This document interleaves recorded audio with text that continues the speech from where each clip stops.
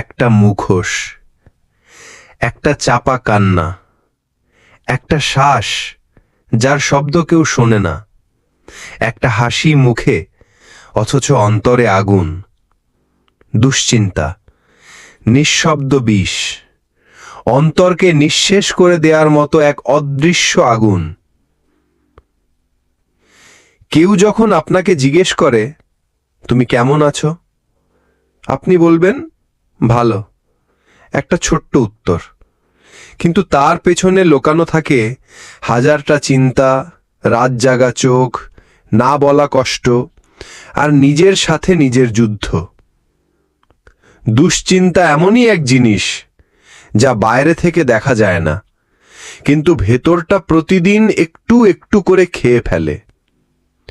একটা সময় ছিল যখন আপনি সহজেই ঘুমাতে পারতেন, আল্লাহর ওপর ভরসা ছিল, নামাজে শান্তি পেতেন।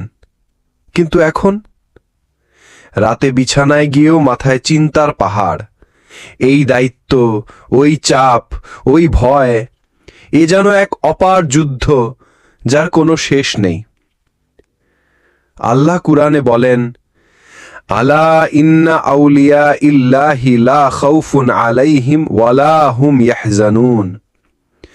আল্লাহর বন্ধুদের কোনো ভয় নেই এবং তারা দুঃখিতও হবে না।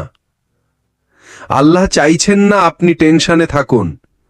তিনি বলেছেন তার বন্ধুদের চিন্তা, ভয়, হতাশা সবকিছু থেকে তিনি রক্ষা করবেন। তবে প্রশ্ন হচ্ছে, আপনি কি সত্যি আল্লাহর কাছে ফিরে যাচ্ছেন? আপনি কি দুশ্চিন্তার পাহাড় নিজের কাঁধে নিয়ে যাচ্ছেন, নাকি আল্লাহর দরজায় সিজদায় গিয়ে নামিয়ে দিচ্ছেন? বাস্তব অনুভব, একটা মেয়ে প্রতিদিন অফিস করে, বাড়ি সামলায়, মানুষজনের হাসি মুখের পেছনে নিজের কান্না লোকায়। সবাই ভাবে সে স্ট্রং, কিন্তু রাতে একা হলে কান্না করে বলে, হে আল্লাহ, আর পারি না। এই কান্না আল্লাহ শোনেন। একটা ছেলে দায়িত্বের ভারে ভেঙে পড়ে, পরিবার, পড়াশোনা, কেরিয়ার, বিয়ে, ভবিষ্যৎ সব মিলিয়ে মাথার ভেতর শুধু দুশ্চিন্তা।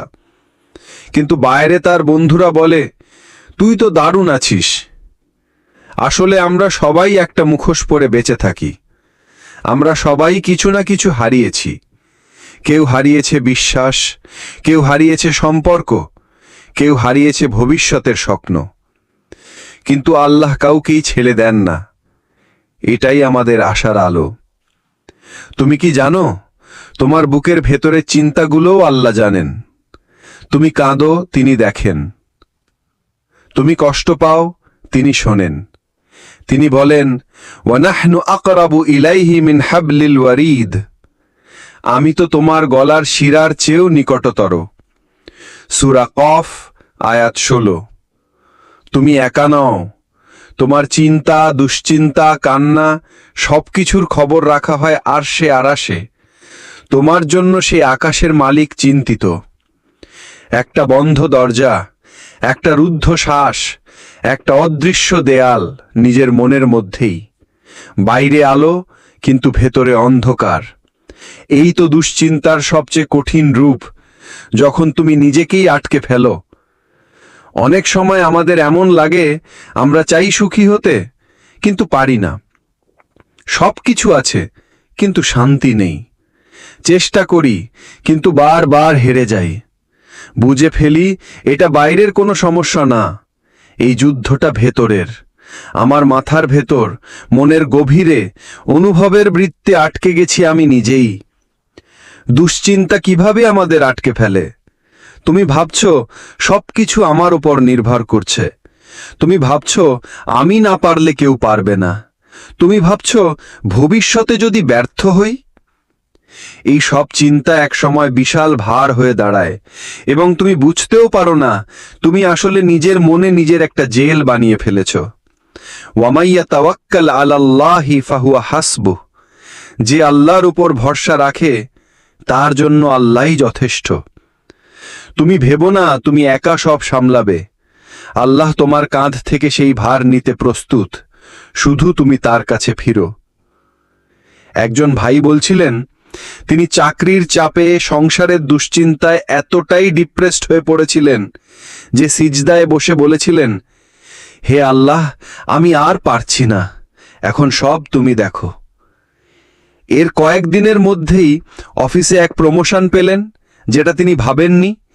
একই সময়ে স্ত্রী বললেন, তুমি যা আছো তাতেই আমরা খুশি। আর সেই কথা তার মনকে শান্ত করল, কারণ তিনি বুঝলেন দুশ্চিন্তার কারাগারটা তিনি নিজেই বানিয়েছিলেন। সিজদা করো খালি অন্তর নিয়ে। সিজদা এমন এক জায়গা যেখানে তুমি শুধু বলো, হে আল্লাহ, আমি আটকে গেছি, আমাকে ছাড়াও। ভরসা করো, নিয়ন্ত্রণ ছেড়ে দাও। সব কিছু তোমার হাতে থাকবে না, সব কিছু পরিকল্পনা মতো চলবে না, তবু আল্লাহর প্ল্যানই শেষমেশ ভালো হয়। তাফাক্কুর করো, চিন্তা করো, কোরআন কি বলছে তোমার পরিস্থিতি নিয়ে। সূরা ইনশিরাহ কি বলছে? নিশ্চয়ই কষ্টের সাথে রয়েছে স্বস্তি। একবার না, আল্লাহ দুবার বললেন, যেন তুমি ভুলে না যাও, কষ্ট মানেই শেষ নয়। ভেতরের দুশ্চিন্তার দেয়াল যতই পুরু হোক, আল্লাহর নূর তাতে ঠিকই প্রবেশ করতে পারে। তুমি একবার তাকে ডাকো, তিনিই সেই আলোক দ্বার খুলে দেবেন।